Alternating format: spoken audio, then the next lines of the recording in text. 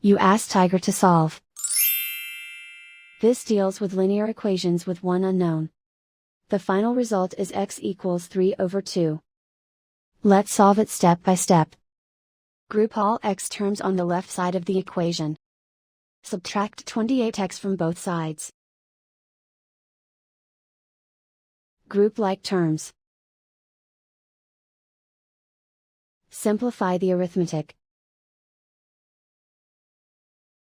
Group like terms.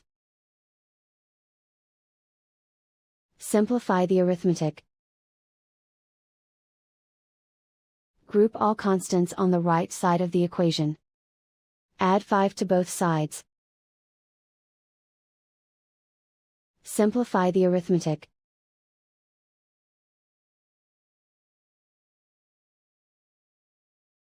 Isolate the x. Divide both sides by -12. Cancel out the negatives. Simplify the fraction. Cancel out the negatives.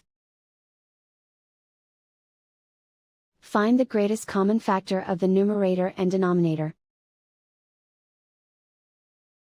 Factor out and cancel the greatest common factor. And so the final result is x equals 3/2.